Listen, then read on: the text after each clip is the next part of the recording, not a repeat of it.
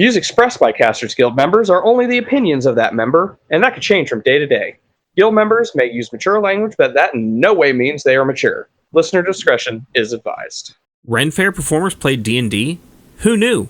Schlepp gets booted from Roblox, and I cannot wait to dive back into the Mojave as we see the trailer for Fallout Season 2. That's the spell we're casting tonight on Casters Guild.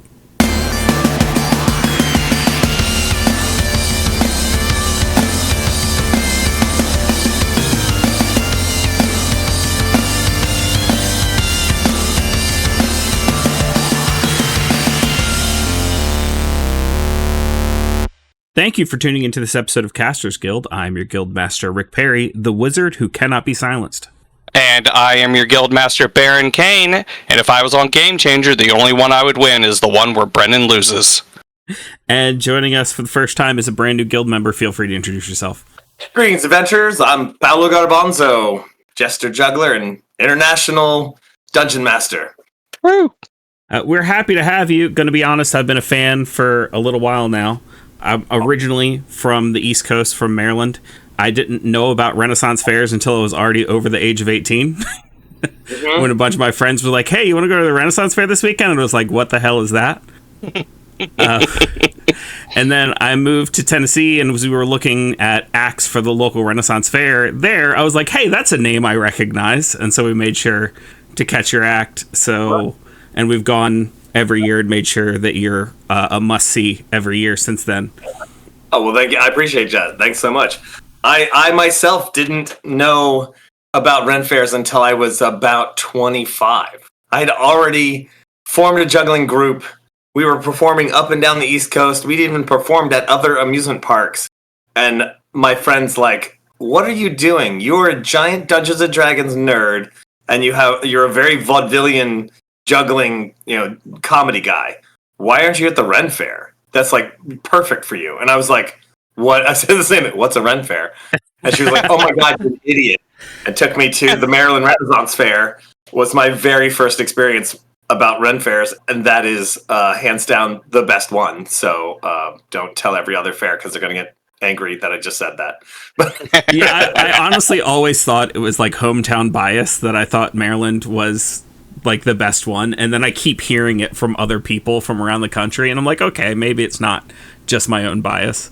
Yeah, and I mean, not to play political now that I've already said it's the best one, but there are so many reasons that I will perform at a particular fair, and there are great reasons. And normally a fair's got, like the Nashville one, awesome location. We're right outside of Nashville.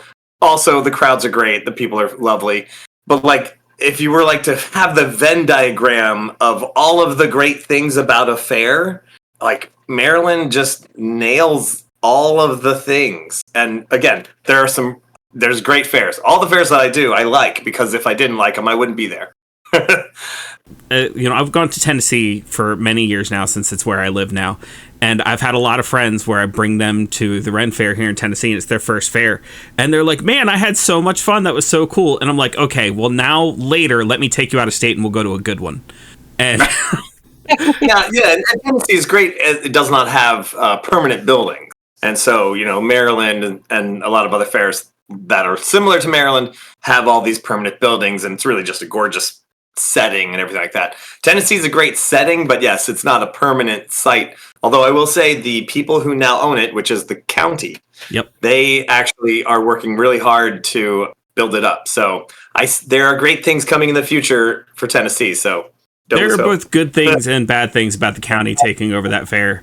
I was very disappointed the first year they took it over when they announced that it was now going to be dry and that they were instating a dress code.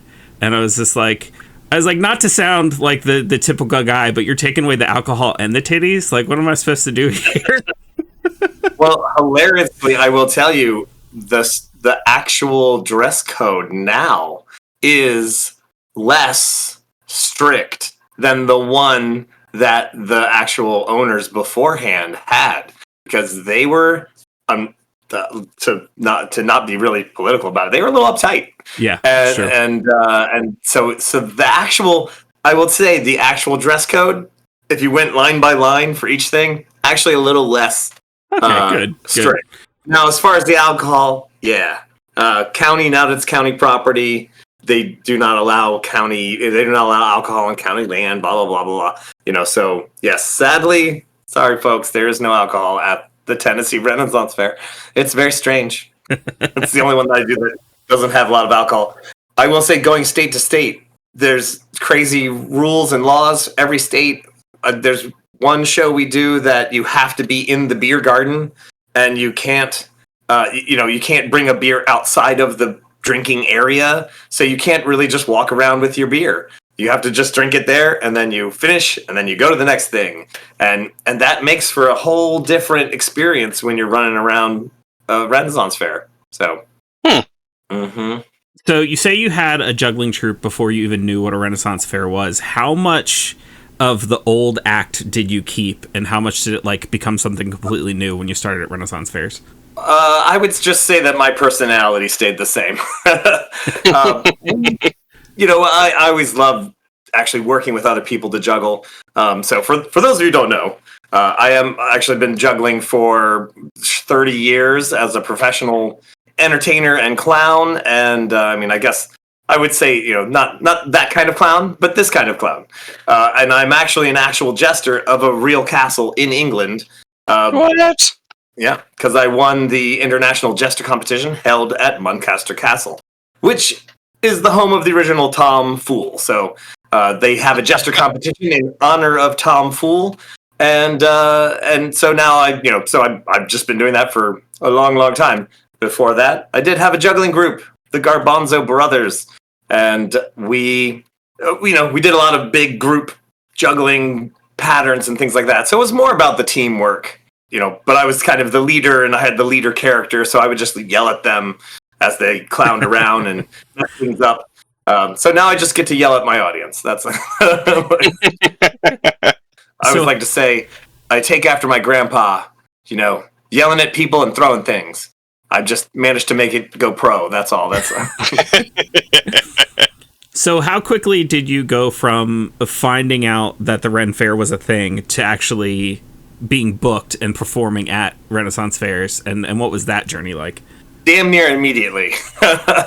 I went to the Renaissance Fair and I was like, oh my God, these are my people. This is my style of show, which is to say vaudevillian, which is a lot of audience interaction, a lot of back and forth talking to the audience, even working with what they're yelling at you. I always like to say, I love a good heckler who inspires me to do better and be faster than they are, and it's a lot of fun. So that's literally it's everything I trained. It's everything I trained for. And so I was just like, oh, I can't believe, how did I not know this existed? So showing my age again, I sent in my promo VHS tape to the entertainment director. Yeah, Al. And because I was already, because I already had a show and I was professional already, we got in our very first attempt, and got a few weekends booked at the Maryland Renaissance Fair, and it was all history from there. Because again, other fairs go to the Renaissance Fair. They go to the Maryland Fair to find other acts. And so and Maryland's a pretty big show, so a lot of people from all over the country will come to find new acts there. So once I did Maryland, all these other entertainment directors said, hey, how about coming to my show? How about coming to my show? Hey, how about coming to my show? And pretty soon after that, I was on the road full time. Crazy. So kind of jumping off the rails here, how long were you playing D&D before you found out about Ren Fairs?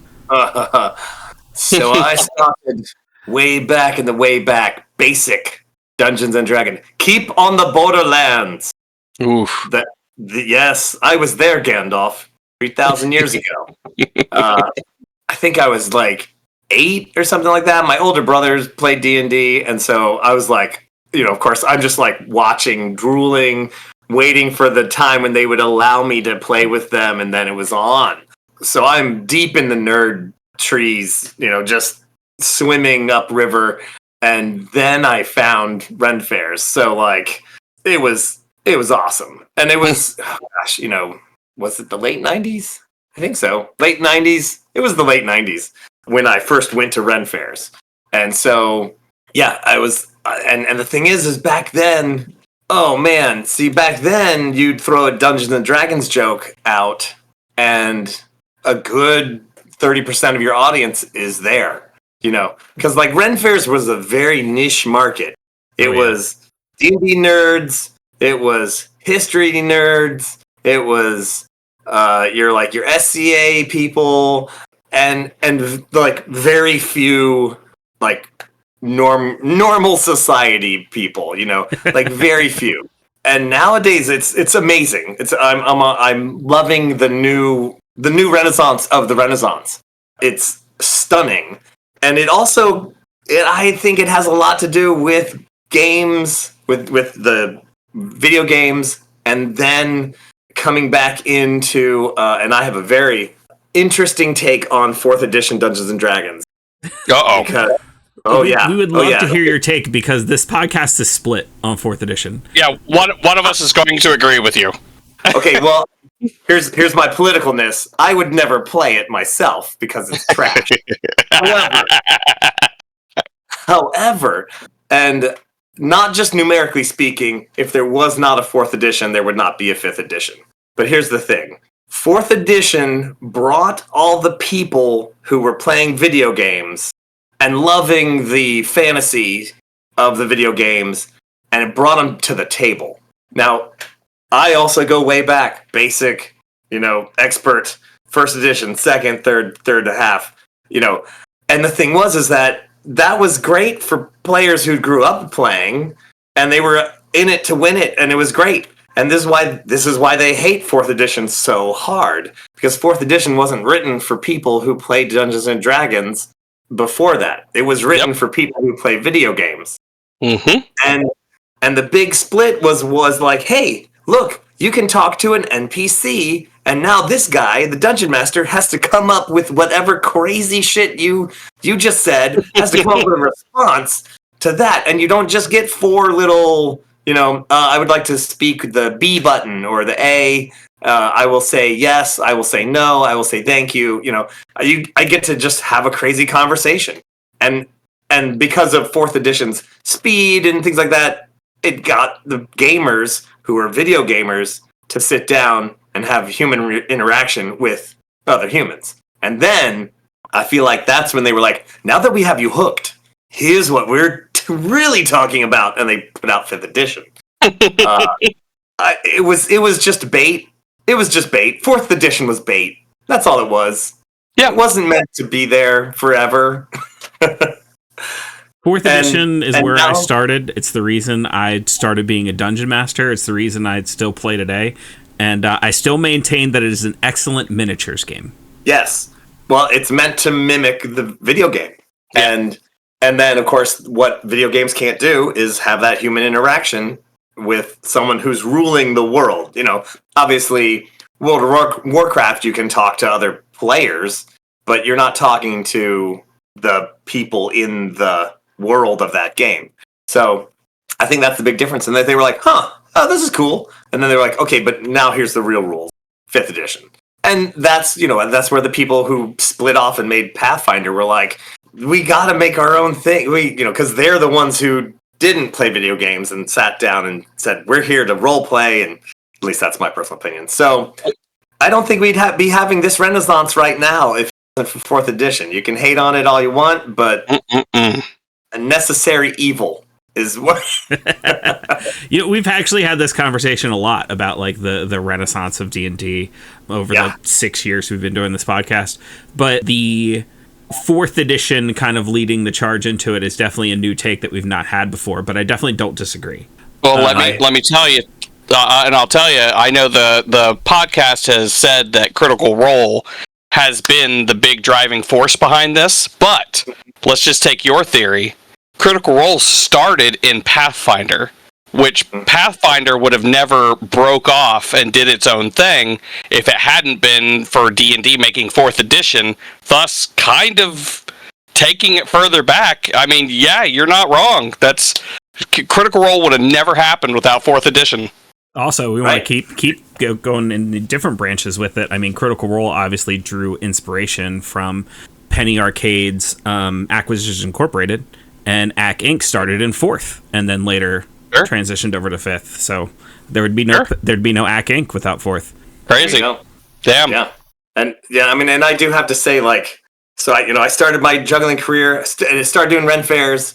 I'd throw out D&D jokes. Audience would get them. It was great, and then like EverQuest came out, and then World of Warcraft came out, and I threw out more D&D jokes, and no one was laughing.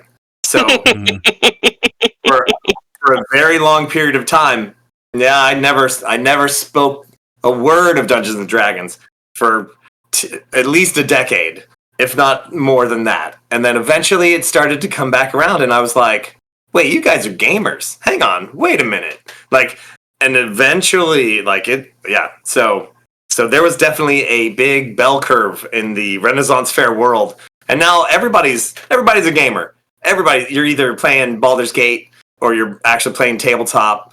It's everybody there at the fair is a gamer, one way or another. I have to ask you, because you actually have a pretty big sample size there when you say you're throwing out the jokes and you're getting the responses. Did you see a big difference in pre-pandemic crowds versus post-pandemic crowds as far as like D&D responses? You know, we were right on the, I mean, literally right before we started, right before the pandemic, I had just gotten to the point where we were going to do these Dungeons and Dragons events that we're running in England. And we literally had a full table. We had 24 people signed up. We were going to have 4 tables in the castle that I'm the jester of. They pretty much let me do whatever I want, by the way. So not to get too far off the story. So it was before COVID that we were rocking. And I had the Tail of 9 Cats with, and I would shout out all of its Dungeons and Dragons stats, and people were getting that and they were loving it. And so I was like, now is the time. And and then, of course, COVID happened, and it was like, it just blew it all to hell. It blew it up. You blew it up, you but so I would say it's interesting because I feel like we were ramping up real quick. Like, we were ramping up so good, so well. And then COVID happened. And so then it made more people stay home and watch Critical Role or game online with their friends, and then really feel the like, oh my God, I really want to do this at a table with my friends together, because I'm so missing that moment of when we can all laugh about some dumb thing that your barbarian did and sit there with that joke in hand and, laugh about it. So I think it's weird to say that I think COVID really helped it, but I think it did, in this weird, like, they took it away from everybody and then we're going to bring it back. And everyone went, I really did miss it. That really does affect my quality of life. That really is something I really miss about being with other people, is sharing these crazy, crazy moments. Let's have more of them. So yeah. It is a crazy thing to say, but like, the pandemic was good for tabletop business.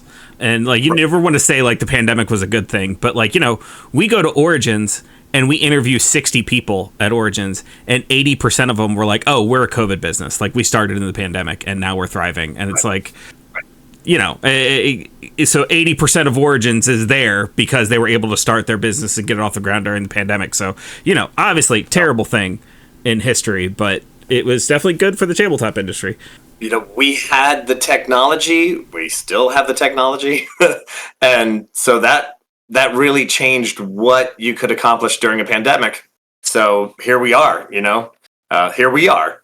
I dare say Discord wouldn't be doing Discord now if it wasn't a pandemic. This podcast would not exist if not for the pandemic. We basically were bored in the house, and we were like, let's start talking about nerdy shit once a week. And here we are. Yeah. Well, and big surprise, everyone, most Ren Faire performers play Dungeons and Dragons, or at least some role-playing game. I know you're shocked. I hope you were sitting down. And me and my friends, we always we're looking at Critical Role and we're going, gosh, they're funny. Well, we're funny. I mean, we're literally comedians. That's what we do. We should, we should have our own Critical Role show. And of course, I'm going, hey, I've been in the movie business too, and here's what we're gonna need to match what they're doing. We're gonna need $700,000. So I was like, so we're not doing that. But then when COVID happened and we were all literally stuck at home and we were all like, I don't know what we're doing, but I think I'm a farmer now. No offense, but literally I'm not trained to be a farmer. This is not my proficiency slots or nothing. So I got with my friends who had always said, oh, we should do a Dungeons and Dragons podcast or whatever. And I said, let's do it. So we put it together in Nat 21 Adventures. And we still do games. We still exist. It's a fun diversion, but it really kept all of us performers sane through the pandemic, because it was like, hey, we have a schedule and we have a thing to do, and we're gonna do it, and we're gonna play D&D and have fun while we're doing it. So yeah, it wouldn't exist without pandemic at all. So if we could rewind a little bit here. Do you think your experience with role-playing and playing TTRPGs helped influence your stage persona and your ability to be who you are on stage? That is a fantastic question, because the short answer is yes. So I'm playing D&D with my older brother and his buddies, right? So now I've got these guys who are 4 years older than I am, but I was allowed. They needed one more player, so they let me play. And then it turned out that I was actually pretty good. I wasn't fucking around too much, but I would, I wouldn't do too many dumb things. And then I was like, I introduced Dungeons and Dragons to my friends, and suddenly, because I was the knowledgeable one, I ended up becoming the dungeon master. Oh. And then, even at a young age, I was the dungeon master. So I'm always running the game. And with that, and sure, you're only talking about a group of 6. Sometimes some of these high school games that I used to run, we would have every nerd of the school. So we would have a good 14 people trying to play D&D together. And it was insane. So trying to run a table with 14 people, and I'm like, okay, I'm keeping it together and I'm keeping this whole group. And of course, they would split up. They would do all these things. It's like, okay, managing a group of 6, no problem. 14, play D&D, that's a bit, but I could do it. And then, yeah, I mean, it's a performance. You're trying to keep 14 people entertained for hours. And yeah, it I guess performing rolled right into that. So it's just an extension of being a dungeon master, which then was like, okay, now I have 30 people I have to entertain. Fortunately, not for 4 or 5 hours, but only for 30 minutes. It's like, that's cake at this point. Yeah. I was like, 30 minutes? Are you kidding? I can barely even, 30 minutes, I just kind of told you what the scene looked like. And we're done. Thank you. So yeah, absolutely. Absolutely. Those skills rolled into then public speaking, which then rolls into being able to say things to a crowd. Absolutely. Which I imagine is probably a pretty similar story for a lot of Ren Faire performers, which is why everybody at the Ren Faire plays D&D, because they grew up role playing. It leads to being a performer, especially in that particular setting. Like, it's like, you mean I get to be in what is basically a fantasy setting to do my show? Right. Yeah, absolutely. Absolutely. Yeah. I mean, I can count a few people. It's like, definitely there's more players, there's more Dungeons & Dragons players than there are non-Dungeons & Dragons players. I would say, if I were to go around and count each one, certainly, yes. Certainly more. There's a few people who maybe started off on the sideshow circuit, and they're not real gamers, but they are aware of it, so they're gamer adjacent.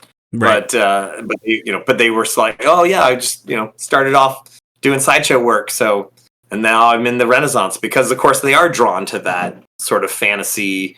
I can be a weird character, I can do whatever, I can make up some things. It's great. So everybody loves a little fancy. Yeah, I've definitely seen a shift in things that are like available at a Renaissance fair versus like when I was first going to them, and I think there was a little bit more of a lean toward the historical side, and it's definitely gone way more to the fantasy side over the years. And now you can it's every Renaissance fair you go to, you're like, okay, where's the booth that's selling dice? Where's the booth that has like their own fantasy setting that I can purchase and go play at home? And that exists at like every Renaissance fair now. Yes, absolutely. Absolutely. And I have to say, it's a real interesting thing for me when I see the people who do the cosplay. First of all, cosplay has blown up like crazy in 15 years. It has gone from, 20% of the people at the fair dress up, with another 20% have like, I bought this cool belt, or I bought a sword, or I bought a hat. But there's like the core group of people that are like, I did all the costumes, everything. I've got down to the boots, blah, blah, blah. And then the casual dresser-uppers who got a cool hat, got some bracers, maybe don't have a full outfit, but they try. They've dug through their closet at home and got the most cool thing they could get. And then, but like way back, it was much smaller percentage. And now you see the people who are, so many people in costume, and it's just a thing to be cosplayer as well. So it's awesome. I love it. I love everybody who's doing their own thing at the fair. And there's a whole other thing that I see at the fair, which is the thing about the gamers who are dressing up as their own adventurer party. Like, they're dressing up as their character, right? So there's in the before times, you would just get the people who were dressed up like Jack Sparrow because they want to be Jack Sparrow, or they want to have that attitude, right? And then, you're having these people who are dressed up as another character. And certainly, there's tons of people come to the fair and dress up as the Critical Role characters, the Mighty Nine, all that. And so they're still they're cosplaying somebody else. So I'm looking around the fair, and I see there's a Critical Role group, there's this, there's that, there's some Dragon Ball Z guys running around, but then you see this group that just, I'm like, I don't recognize what genre. It's not Avatar, it's that. And then you realize that this group of 6 friends are dressed up like their fantasy character. And I love that. It is so, because I'll come up and I'm like, good day, adventurers. And they're on. They're being addressed as adventurers that they are. And it's the best thing in the world. I love that. And it's so predominant now. It's so great. Because as a performer, you kind of have to keep up with all of the, it's like, you got to keep up with Avatar. You got to keep up with all of you got to know at least some Pokemon characters. You got to, just to know what's going on in the world of Ren Faire. But then you see the group that has showed up as their adventuring party, and you're just like, hell yeah. Mm-hmm. So obviously, it's kind of like an Ouroboros constantly eating its own tail, with D&D constantly influencing the Renaissance Fair, and the Renaissance Fair constantly influencing D&D and who plays and things like that. What are some notable big shifts you've seen that like D&D has caused to the Renaissance Fair, or vice versa?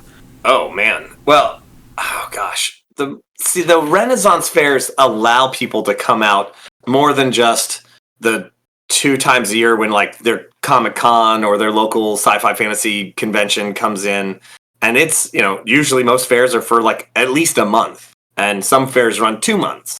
So there's a lot of it's just you get to be yourself more. I always go, oh, this is who you really are, and all these people who get to be their adventuring self. That's where the Renaissance Fair comes in and helps everybody who is in that mode of like, I want to be dressed as my adventuring self.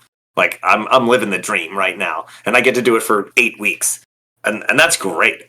As far as like I do see like the Dungeons and Dragons is influencing the Renaissance Fair because it is one of those big powers that is pushing the Renaissance Fairs to be more fantasy oriented. because it's so in the zeitgeist. It's so in the modern culture of what, at Gen Con. Did you see how many people showed up for the Critical Role?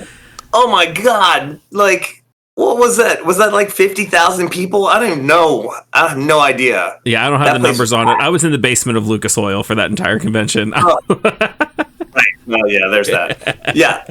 Like, that place was packed. And I don't know how, it was like, I don't know how many people were there, but that place was packed. That is the modern culture, and that's Dungeons & Dragons is pushing Ren Fairs from being the, like, okay, and I'm a big history nerd. I love history. I love it. But, like, yeah, can we, like, get away from the people who are like, we have to be historically accurate and da-da-da, and it's no fun unless you're not. And it's like, trust me, it's fun. It's fun not to be historically accurate.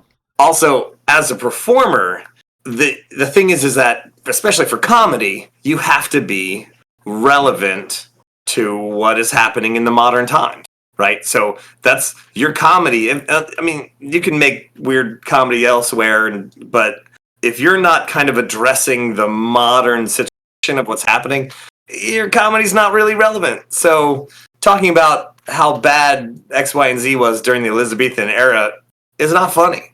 Nobody cares. Mm-mm.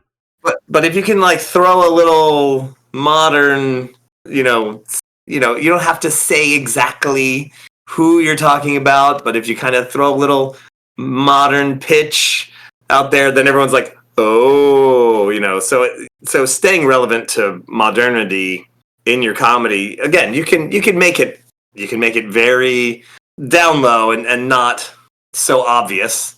But if you're not staying relevant to the modern world, yeah, it's just not as funny.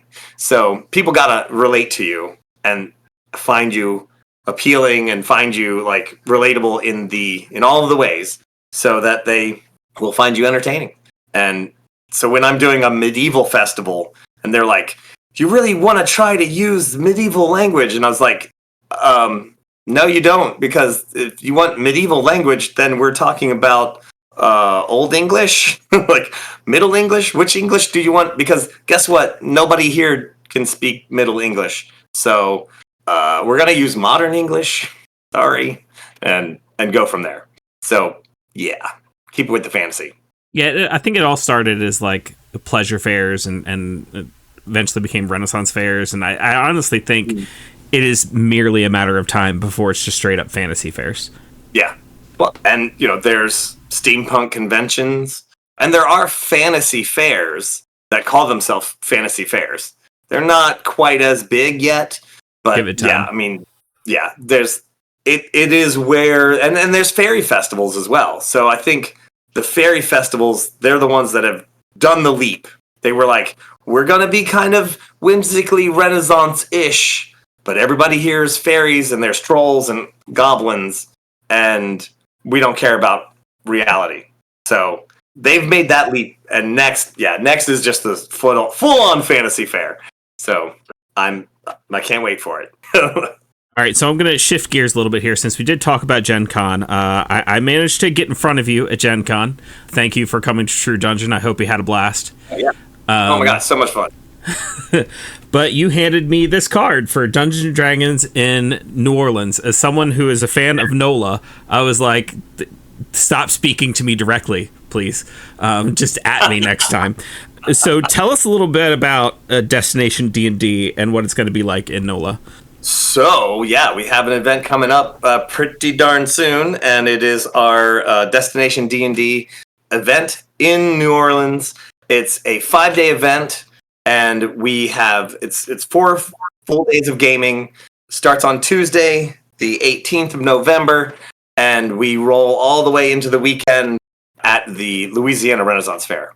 So what we do, though, is it's a little bit it's almost like True Dungeon, where we have tabletop, and we're in New Orleans when we're in a great hotel, the Provincial Hotel, which is super awesome, and it is literally right there in the French Quarter. So we are there in the French Quarter, and we have some tabletop adventure. Then we have a little live action adventure. So we'll take you out, and sometimes we'll take the whole group out to a place, or we'll do an excursion, like we'll jump on a riverboat, or we'll do a carriage ride or something like that. And then sometimes we just take each table to a separate location.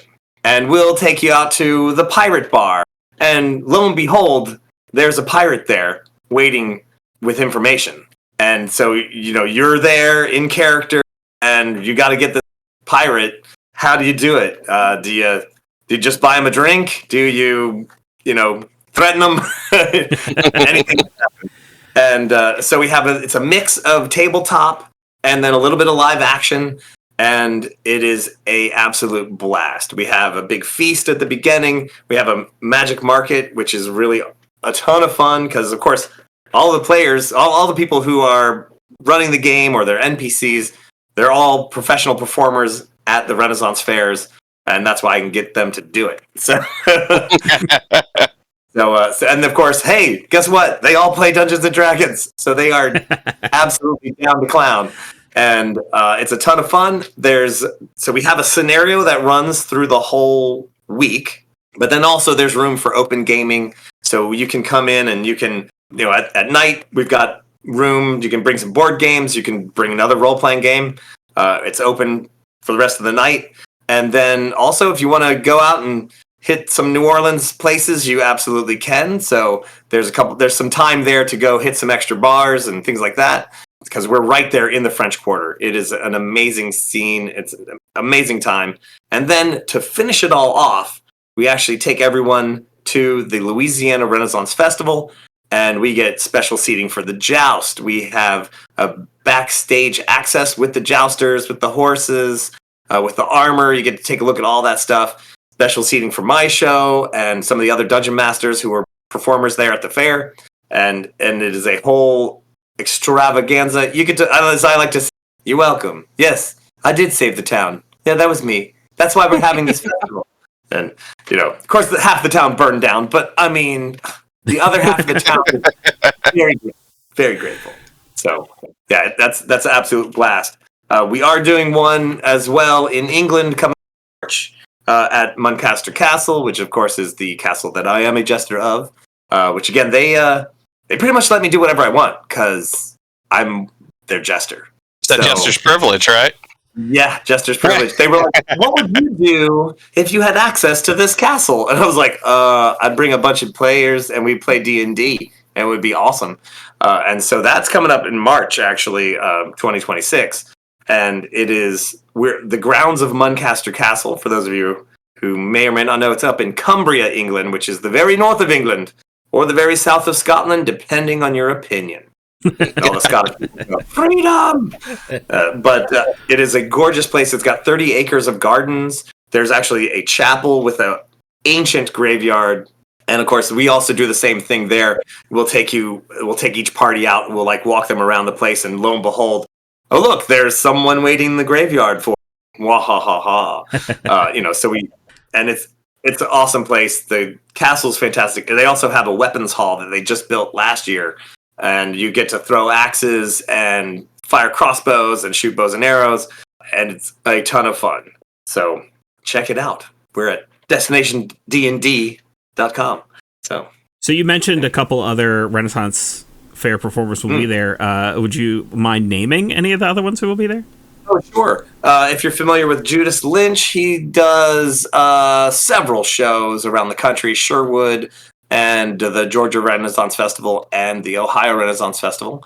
And also my good friend Sir William the Jouster, and he is also at Sherwood and Louisiana, Sterling up in New York. Not sure exactly what other. He's part of a really big joust company, sure. So sometimes they do a show. They do a bunch of shows in Florida, so sometimes he's not actually doing the show, but he does the Sterling one and the Sherwood one for sure, and of course Louisiana. So yeah, those are our main group. Also, if you're so we have our very own William Shakespeare, and he is a fantastic, hilarious guy, and he plays Shakespeare. He does Shakespeare, but funny, and he does shows like Macbeth Death by Fluffy Kittens. So he's made Shakespeare very interesting and Sure. for the people. For the people. There is a topic that does very well in the analytics for our podcast, and that happens to be the Renaissance Fair survival guides, and we've done a couple of them. So what would you say are your top 3 to 5 tips on how to survive the Renaissance Fair, on things you could do to make your experience more enjoyable and less heat strokey? Oh, sure. Yes. Drink water. Bring cash. And I only say this because even though we have modern technology, most Renaissance fairs are in the woods and they are off of the beaten path, and they may or may not have good cell phone service. So even though almost everyone takes credit cards these days, sometimes when you get 10 to 15,000 people trying to use the credit card machine, and it's all going to the one poor little cell tower that's struggling to hang on to for dear life as billions of bits of information are streaming at it at the same moment. Sometimes the credit card machines do not work. So bring cash. We appreciate it. Thank you. Even at a non-tip show. So, of course, bring cash to tip the performers. Us poor little performers. And but also, if you're going to buy some stuff, sometimes it's just easier to bring some cash. It's going to be way faster. Sure, for big purchases, credit card machine, they'll work it out. They'll figure it out. But that's 2. Let's see, what else? Yeah, don't get heat stroke. You can. Straw hat is really good. Some shows are better than others as far as shade goes. Some shows are like Maryland show. You're deep in the woods, and there's not a lot of sun actually. And then some shows like Tennessee, also a lot of shade. There's not always shade. There's not shade at the joust field, and there's not shade several other places. A straw hat, nice and light. It's going to give you plenty of airflow. Also, to keep the sun off your head. That's sunblock. Wear sunblock. I wear sunblock all the time. Right. Yeah, and wear comfortable shoes. Oh my gosh, people! I know you got an awesome costume and you want to wear the stilettos, but I'm just gonna say, hey, they're gonna love your costume, and if you lose them at the shoes, okay, then they weren't worth it. Okay? Right. Fair. That's fair. Find the best shoes you can, but man, comfortable shoes, you're going to be on those shoes all day. Get comfortable shoes.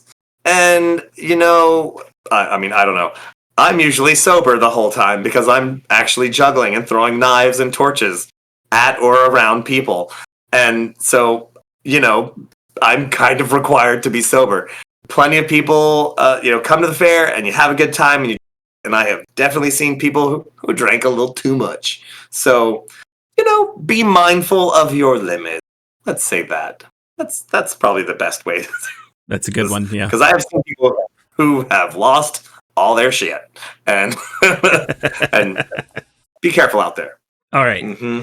Feel free, as I ask you any of these questions, feel free to say I abstain because you're trying to keep your relationship with a particular fair in good standing or anything like that. But which fair has the best food? Oh, the best food. Okay. Good Lord. So I would say that the most one that I'm well acquainted with is going to be Maryland, which does have gluten-free options abounding. And then I will also say a high second place is the Washington Midsummer Fair, which I was just at. They had some gluten-free pizzas, and their pizzas were amazing. Actually, I was not expecting really, really good pizzas. But Maryland has some really great food and really great pricing. Washington has really great food. It's expensive, but it's the West Coast. So what are you gonna do? Yeah. So there we go. All right. Which fair has the best grounds? See, I'm gonna keep going back to Maryland. It's and part of the thing is they've been there for 40 some odd years. So they have trees and they have it's a little hilly. It's a bit hilly, but it's not like insanely hilly. Like there are some fairs, like Tennessee. Tennessee is one big hill, right? When you're going down, it's great. Yeah, yeah. So like Tennessee, it's like it's good because there's a lot of trees, but it is one giant hill. So and whereas Maryland is hilly back and forth, but all trees. So it's like it just kind of depends on where you're headed, really. Yeah, but man, there are some really good ones though. Sherwood, the grounds there are really just relaxing. So that's we'll leave it at those top three. There you go. How's that? Yeah, perfect. And which one has the best value? The where are you gonna get the most bang for your buck as far as like where you're gonna have the most fun for the least amount of money? Oh my goodness. That is hard to. That's gonna be hard to say because indeed everyone. You know what? Everyone has their own Renaissance Fair experience. Are you there to drink and play games with your friends? Are you there to go see shows? Are you there to hit on people? I mean, like, so it kind of really depends on what you're looking for. But bang for your buck, I mean, I hate to keep coming back to Maryland.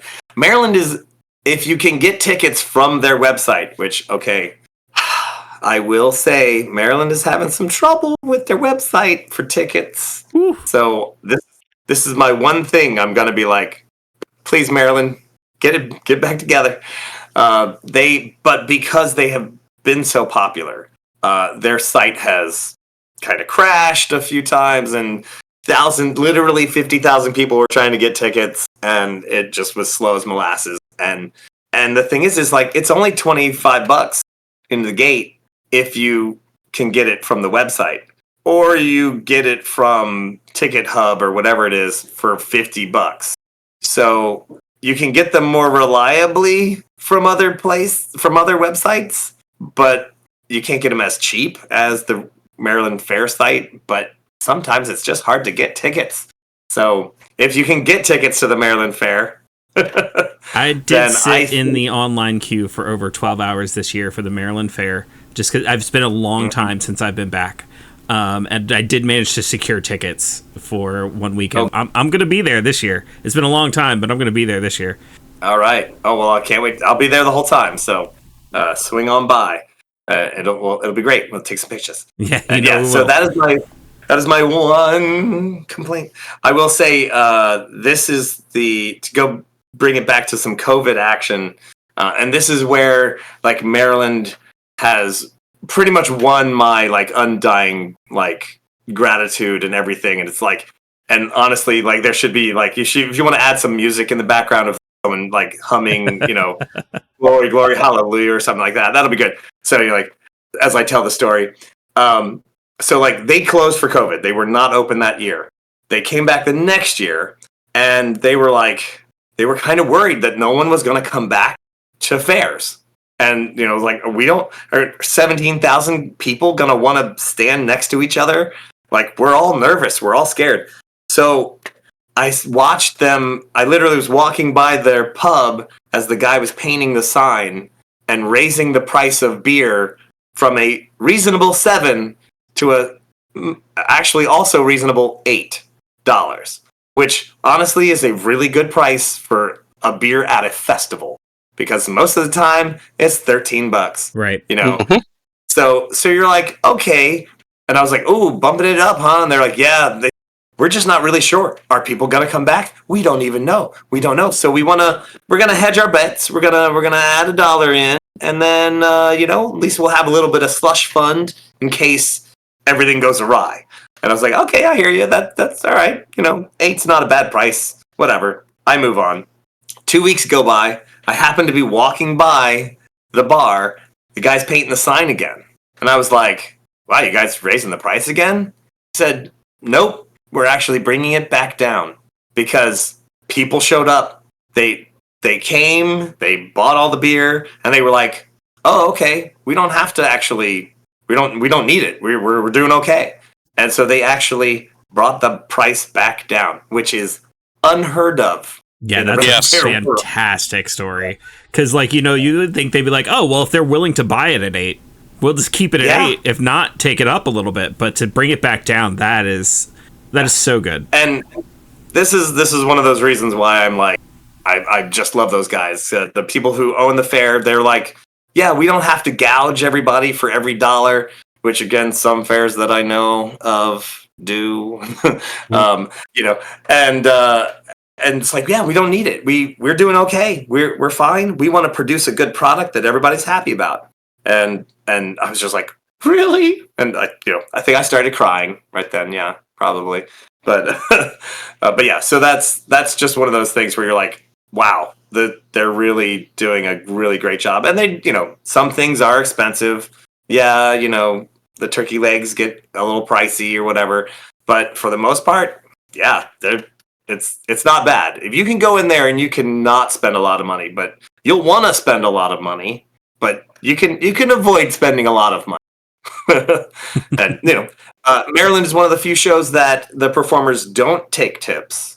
And again, that's because the fair just pays us a reasonable amount of money. And so we don't do tips at Maryland. Most Renaissance fairs, we pass tips or we pass the hat because they really don't, they could be paying us more and they're not. And so we can pass the hat. Okay. So we pass the hat. And so that really does actually affect our income. But Maryland, yeah, you've already paid. You came in the gate. You paid the gate price. There you go.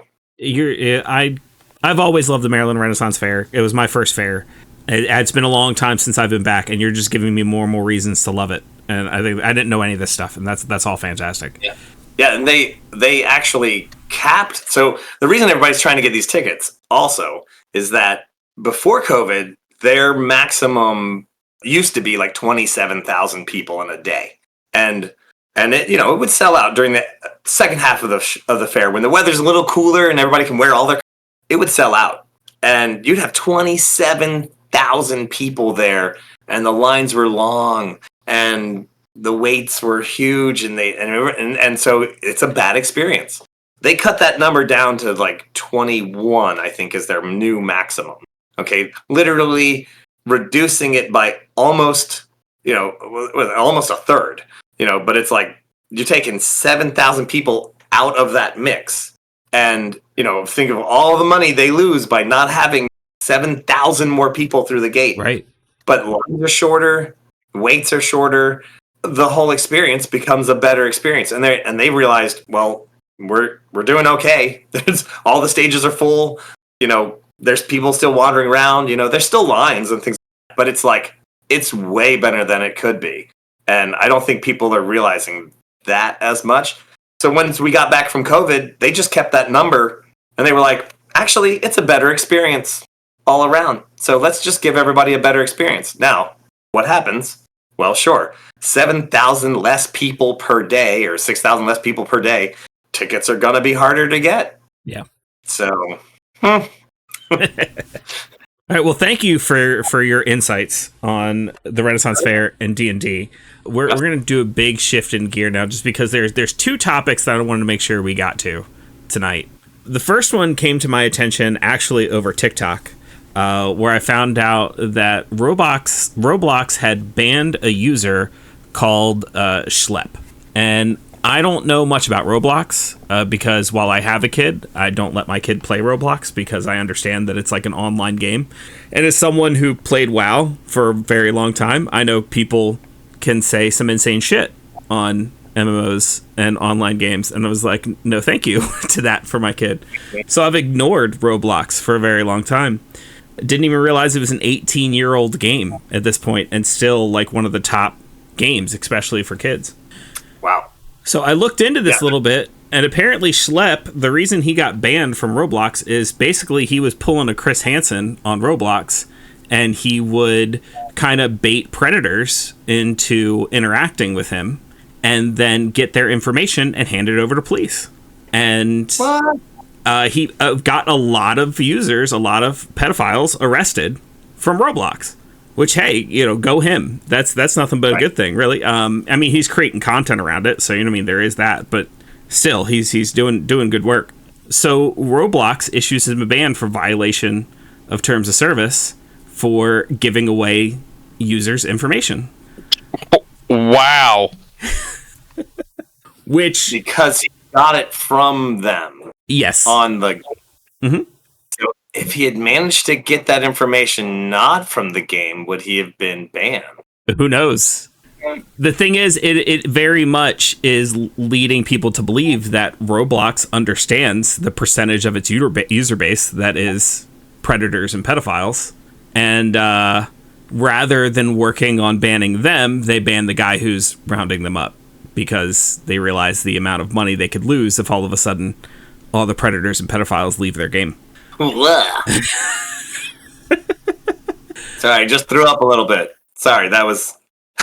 Yeah, it's insane. And the biggest reason I felt like I needed to bring this up is because I didn't know this. Now, I had already used my own experience with previous online games to decide that my kid would never play Roblox. But if this is like the number one game for kids for like, or one of the number one games for kids for like 18 years, I gotta imagine there's a lot of parents out there who just don't know how bad of a place this is for their kids to be hanging out. Please look at what your kids are doing on Roblox, because Roblox itself is more of a tool set to create games. And people create games that then they play within Roblox, which is why it's gone so well over 18 years, because there's constantly something new to do on Roblox where somebody's created some new game. But when you've got games called Escape from Epstein Island and Diddy Party and public bathroom vibes, this is a problem. And it's not like Roblox can't see this stuff and ban it. You know what I mean? Like, this is if they're naming the game this, sure, there's hundreds to thousands of entries, but still, get some moderators. Right. Is this a free game? No. Yes, it is free to play. It is free to play. Now, you can, just like other free to play games, you can buy cash to like do things in the game that you can do without, like, you can't do without the cash, but still, it is a free game. Now, Roblox is getting a lot of backlash on this after people hearing that Schlepp got banned for why he got banned. According to Schlepp himself on his own social media, Chris Hansen has actually reached out to him and is willing to help start his own investigation into Roblox and create a documentary about Roblox. So we could see the man himself hunting down Roblox pretty soon. Wow. Yeah, that's a bunch of attention that Roblox could have avoided if they would have, I don't know, just let him keep doing his thing. But yeah, now I wouldn't be surprised if Roblox is on its way out now. Well, on top of all of that, they did, because of all this negative attention they were getting, they did update the game to where now there is some new age gating, but you can absolutely sign up for any age account that you want without any verification and without any need for parental involvement. Like, anybody can create an account and say they're 9. Anybody can create an account and say they're 21. Anybody can create an account and say they're 17. And there are features that are restricted if you're under 10, features that are restricted if you're under 17.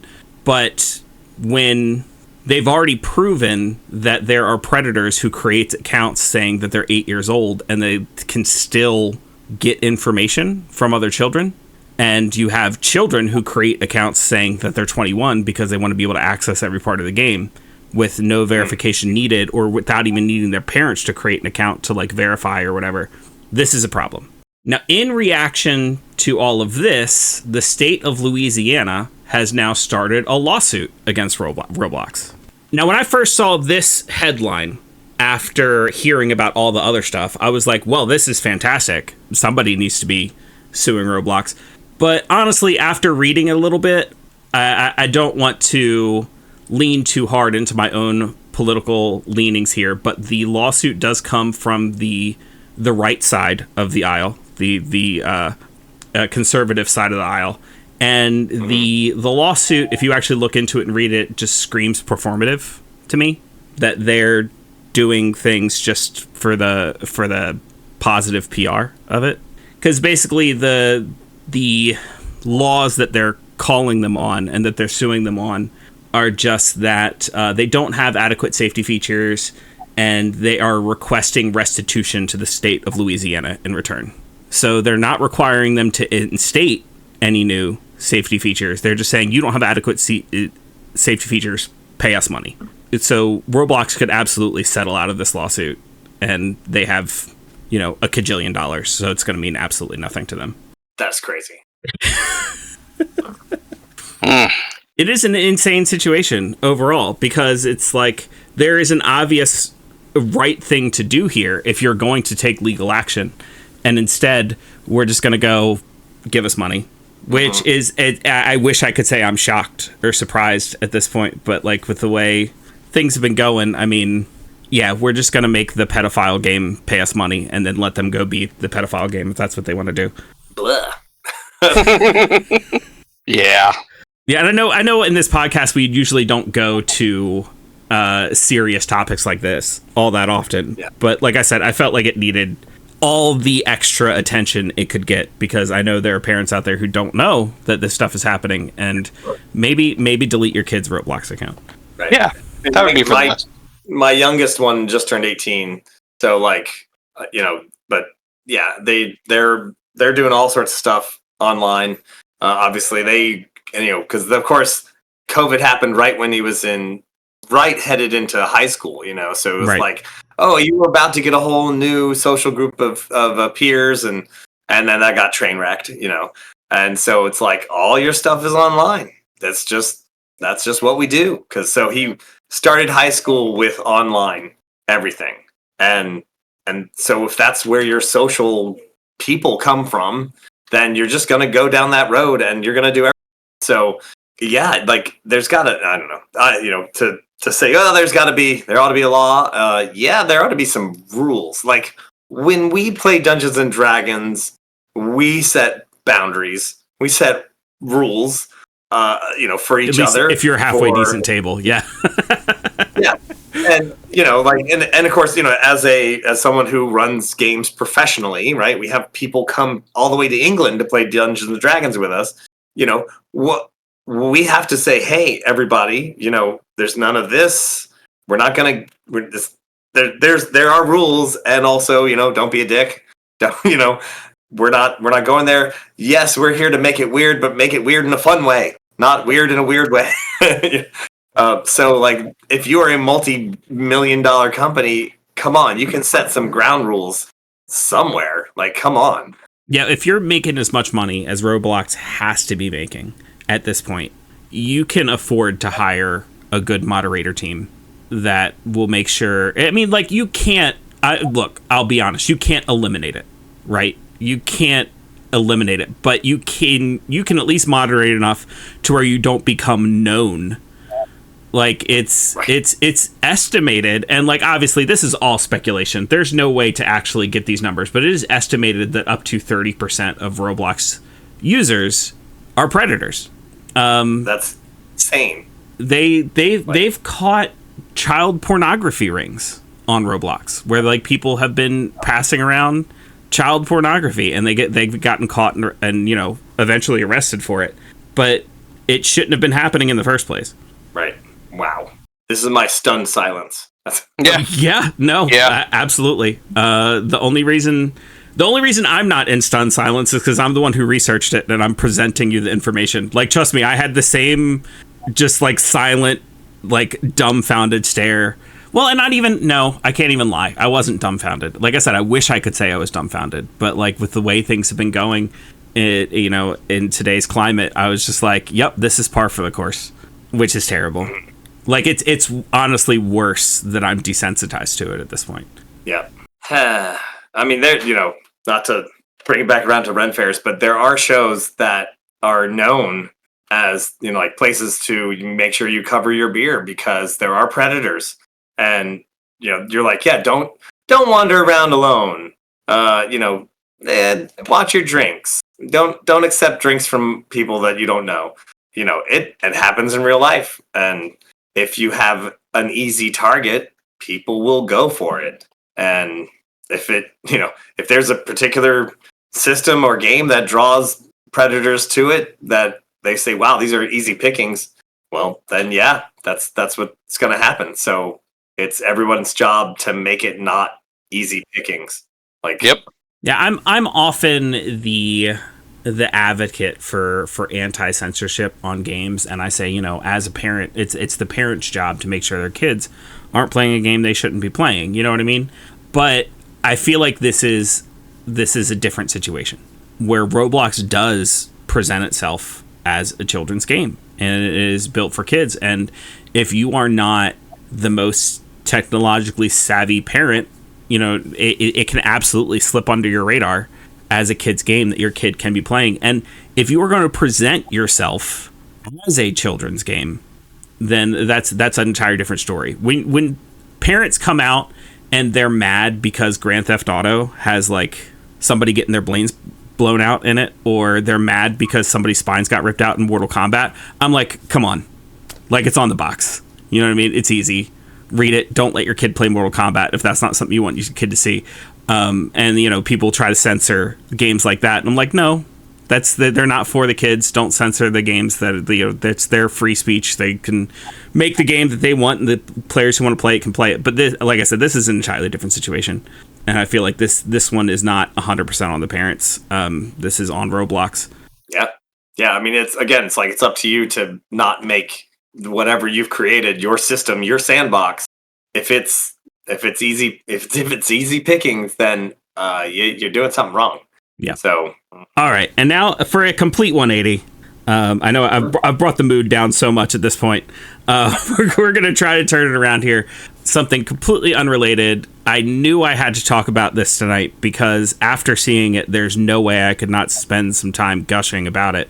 The Season 2 trailer for Fallout was released at Gamescom. I don't have to tell anyone who's listened to this podcast for any amount of time that I'm a huge Fallout fan. I don't have to tell anyone that I really enjoyed Season 1. And that trailer, every scene they showed was chock full of New Vegas references. And I'm just over here like fangirl squealing. I've watched that trailer no less than 12 times. Oh, man. So before I just kind of go off on a bit of a rant here, did either of you have any feelings about the trailer? I'm excited to see it, and I'm gonna have the shock that I haven't played Fallout, but that's fair. I watched because here's the thing. Again, as somebody who's doing comedy, I got to know what's going on, right? So I was like, I got to watch Fallout because now it's a show. Because you hear people talking about it, right? At the fair, everybody's people talk about whatever the current thing is going on, and then I was like, oh, this is big enough. I have to watch it. So I watched it. I loved it. Again, I am a product of the 1980s when we were going to have a nuclear. So we were all preparing in our own little ways, and we were just like, yeah, sure, I'm sure I'll survive. I'll be one of those rare people who hid in my basement at the right moment. Anyway, so like Fallout game like brings up a lot of memories, a lot of real weird fantasy memories for me. and I love the show. And I'm actually like, I was like, okay, I don't want to play it now until I see the whole thing, and then I'll go back and play the video game. So as a show of its own, I thought it was fantastic. And of course my kids are like, they've played all of the Fallouts. So they're like, oh yeah, this is the thing. I was like, don't tell me. Don't tell me yet. This is the thing with the guy that knows. So just be quiet. Let me enjoy it for what it is. And then, then I'll find out later. And so to me, it's been a blast. It's awesome. And I can't wait to see the rest of it. So that's my take. Baron, any thoughts? Well, you know me, I'm a huge fan of the franchise and of the genre itself, and I really loved New Vegas.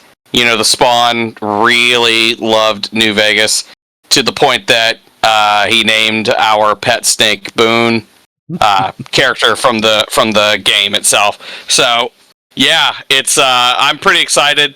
Definitely some, you haven't played the game, but once you do play New Vegas, you're going to see so many landmarks that popped up in Season 2, and you're going to love it. It's going to be great.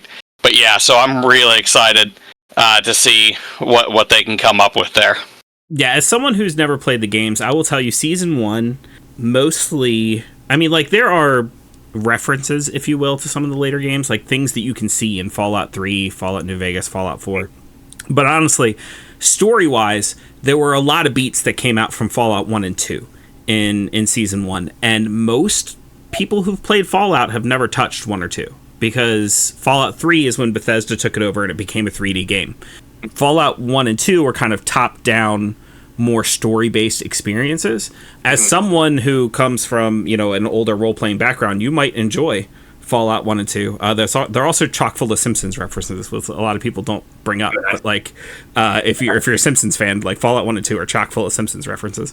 But it looks like Season 2 is going full Fallout New Vegas. Nice. For anyone who has played, in just flashes, we see the New Vegas skyline, we see the Lucky 38, we see Mr. House, we see Tops, we see Gamora, we've got the Giddy Up mechanical rocking horse, we got a box of sugar bombs, we got Victor the Securitron, which I nearly fell out of my chair when I saw Victor, and that was actually Victor, not just a random Securitron. We have the Novak dinosaur. We've got rad roaches. We've got rad scorpions. We've got did I say the Novak dinosaur? Pretty sure I said the Novak. Yep. We got the Atomic Wrangler. It is, and I'm sure I'm leaving out like 80 things because it's so much. We ended the trailer with a Death Claw. Yeah. And the music for the trailer, if you've spent any time wandering around the Mojave with your Pip-Boy radio on, that's, you know, that song by heart, and you will sing along to it every time. I will say this, as someone who hasn't played, like you said, you haven't played New Vegas yet. When you go to play it, if someone's like, you know, if you're trying to get from Good Springs to New Vegas, don't follow the road, just take this shortcut. Don't listen to them. It's going to be, look, everybody falls for this trap. If you load up a new game, a New Vegas, you start in a little town called Good Springs, and you can see the New Vegas skyline, especially when it's dark. You can see it, and like you can walk directly in that direction. And don't do that. You are not prepared for what is waiting for you on that trail. There is a route that the game takes you on that is literally like, rather than going straight, it's like a big C that is the most roundabout way to get to New Vegas. But you will experience, not only will you experience so much story, but like everything there will level you up and prepare you for right. What you're about to encounter in New Vegas. And then even then, that little space in between, that is more intense than anything you will get at New Vegas. And there are several points that you reach if you decide to take that shortcut where there are NPCs that will tell you, hey, there's some bad shit up ahead. You should probably turn around. Take the NPC's advice. They tried to warn you. That's right. None of my players would take that warning. If I had an NPC that told them not to do it, they would do the opposite. Yep. So every time. Oh yeah, there are plenty of people who play New Vegas, and they're bound and determined to take that route. And there's some hardcore players who pull it off, but like, man, I'd never do it. Nah. Nope, couldn't be me. Note taken. Yeah, I'm all on board to play it. I'm like, now that I've seen the first one, and you know, because of course, you know, I haven't not seen some of the gameplay because I've been, you know, watching my kids play it, and I'm like, okay, that's pretty funny. But yeah, it's like I don't know the whole scenario. I don't know everything, but I kind of get the overlay, you know. So I'm like, yeah, now I'm like, okay, I just want to watch the show to see how close, because my kids keep telling me that it's like, oh yeah, they like, then they did this, and then they did this, and it's right there, and it's all, you know, it's all from the show. So I'm like, all right, they are very pleased about the game to show conversion. So yeah, absolutely. I will also say, if you do plan on playing New Vegas, a couple pieces of advice. I don't know if you play games on PC, but if you plan on getting on a PC, the game literally does not run without mods. It will crash. There are mods you need to install to make that game work. And that's not hyperbole. The game, literally, you walk through a door and it crashes. Bethesda, for as many good things as they did do as a publisher, they kind of rushed that game out the door a little bit, and they haven't done a whole lot to fix it. Now, if you have a PS3 or an Xbox 360 laying around, I know that's like 2 console generations back at this point, but if you have one of those laying around and you get a Game of the Year edition of the game, which you can now pick up for like $10 at this point, I feel like that is the optimal way to experience the game because it's made for console and it just works. Stop. I did not make that reference on purpose. Oh, okay. So I just remembered this thing. So Maryland Renaissance Fair, of course, Bethesda is in Maryland. And I literally just happened to be I was walking through the fair, and there was this group of people standing around, and they were talking about something or whatever. And then they asked me if I had, I wish I could remember what it was that they asked me for. And I was like, oh, I do. And I said, Juggler has whatever the thing was, if you have coin. And they went, wait, how did you know? I said, how did I know what? How did you know that? It's like, because everybody knows that line. The whole group of people were people who actually worked at Bethesda. That's hilarious. How did you know we work at Bethesda? And I was like, I didn't. I just say that all the time. Like I say Star Wars quotes all the time. Like I say Galaxy Quest. If you hang around me enough, you will hear the entire Galaxy Quest movie. I will say I'm not complaining. Fallout 3 at this point has nothing to do with the series. Mm-hmm. If you ever decide to, but like as someone from the DMV, that's where Fallout 3 takes place, and they call it the Capital Wasteland. And you will literally recognize points that you visit because they do their research when they go and set a Fallout game in a particular area. So if you're walking around, you will literally recognize places from DC, Maryland, and Virginia if you explore that map. Just like in New Vegas, your starting town is Good Springs, and Good Springs is a literal town that exists outside of Vegas in Nevada. There's actually a Fallout fair, very much like a Renaissance fair, but all Fallout themed, that takes place there at Good Springs every year. That's hilarious. And there are, in Fallout 4, which takes place in Massachusetts, there are little trails that you can follow in the game that you can go and follow those trails in Massachusetts. Wow. So yeah, they do put a lot of attention to detail into their settings. And now that I've taken my time to gush about just everything that I saw in the trailer that was in the games, I'm going to say I'm very excited for the story, for Lucy's story to continue. There are some beats there where you see someone ask Lucy if she's looking for someone who she hates or who she loves, and the ghoul says, "Hey, that's a great question. Which one is it?" And like she doesn't answer. But if you've seen season 1, you know why that's such an intense question for her, which is fantastic. We get to see Mr. House before the bombs drop, which is something we never got out of the games, and get to see how he was involved with the war starting. Very excited about that. Gets to see a lot more of the ghoul story pre-war. So not only just am I excited because I'm a Fallout fan, but it looks like they're taking the story in a very good direction, and I'm excited to see where it goes. Awesome. All right, now that I've got to gush about Fallout for a bit, we got the dark stuff out of the way. I think we're going to go ahead and wrap this one up. So, Paolo, if anybody liked what they had to say and they want to find you anywhere on the internet, where can they do that? Oh my gosh, I'm everywhere. I am on the TikToks, and I'm on Instagram as Paolo Garbanzo, and that is PaoloGarbanzo. The bean, not the clown, as I have to say all the time. Paolo Garbanzo. Instagram and TikTok. Also, my actual website, which is garbanzojuggling.com. Once again, the bean, not the clown.